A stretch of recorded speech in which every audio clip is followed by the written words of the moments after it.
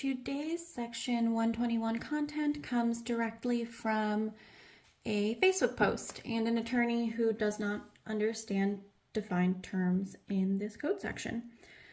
So I'm going to quickly read off a section of IRC 121 while I kind of draw something out here. So Section E1 specifically notes property used in part as a primary and that there is an allocation required, and Section 121 will not apply to the gain allocable to any portion separate from the dwelling unit of the property sold or exchanged for which the taxpayer doesn't satisfy the requirement.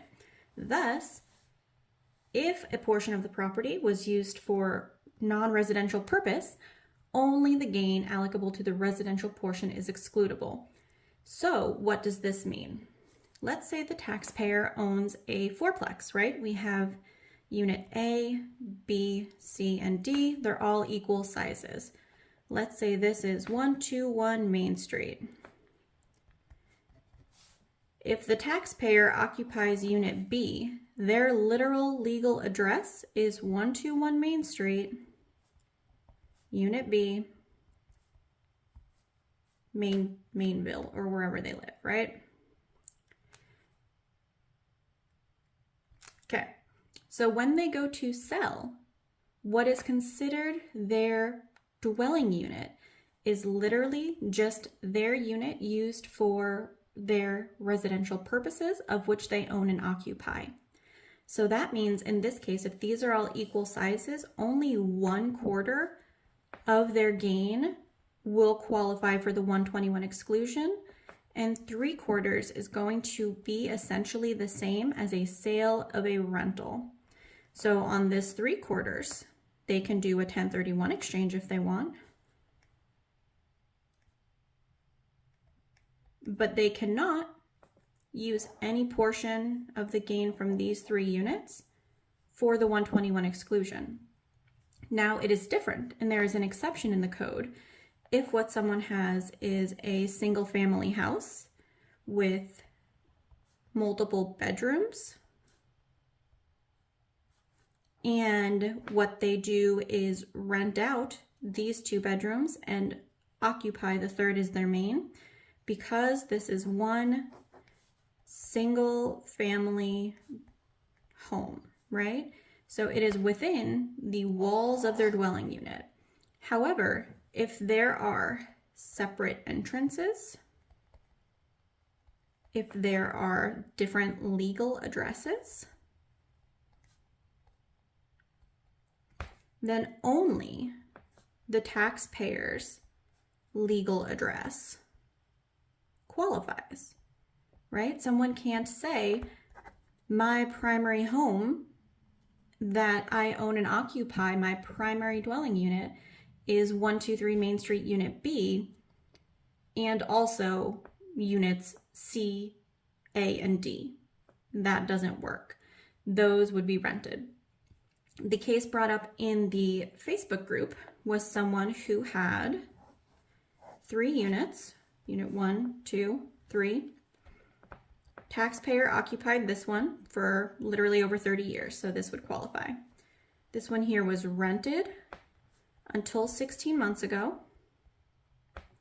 And this here was a basement unit, and it hasn't been made clear if this was actually like accessible for them, like if it was something connected, or if this was a fully separate legal addressed unit. So depending on that, that can change the outcome. But let's say for this purpose it is. Let's say that is a 3rd absolutely legal unit, and this was rented until a few years ago when they stopped renting it and started using that unit as well.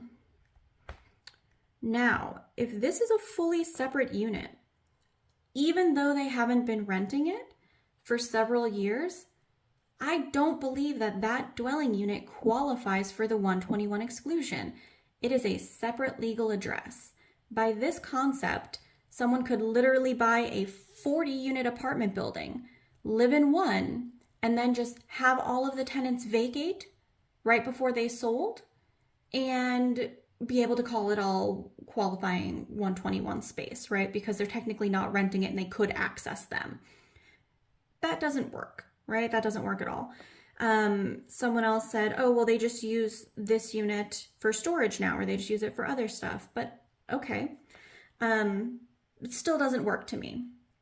Reason being that, again, these are separate dwelling units. It is within the code what qualifies, and these other spaces don't.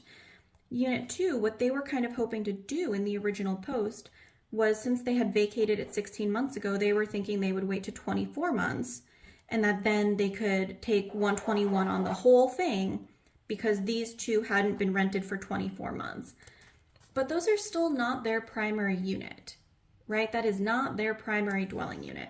To the IRS, if you have, right, a multi-unit like this, and you are occupying one of them, and these are separate legal addresses, to the IRS, this would be the literal same as if you owned 4 completely different houses. And this one is your primary, and this is rentals 1, 2, and 3. They are looked at if they are separate dwelling units with separate legal addresses, fully separate entrances, as being treated as completely separate treatments.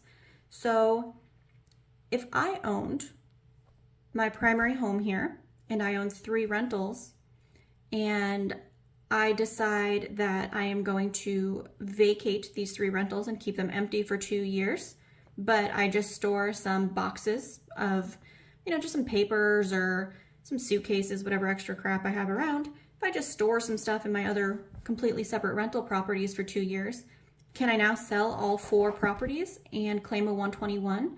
Because I had access to these, I used them a little bit. Do those count as my primary? They don't. So it is the exact same thing if all 4 units are under one roof and are legal separate dwelling units. So this is the difference with a 121 exclusion if it is in a multifamily house versus if you are renting space within your primary home. Again, if they're bedrooms, it is fine. If it is separate legal dwelling units, only your actual qualifying unit, your dwelling unit, is what qualifies. There is also Rev Ruling, I think it's 2014-02, that kind of talks about this a little more. Yeah, 2014-2, that talks about this a little more. And specifically, if you go into this, it is 121E1, I believe, where you'll find more information on this as well. But I appreciate you guys hanging in there with me. Sorry for the crudely drawn graphics, but just know that if there are separate dwelling units within an apartment building or something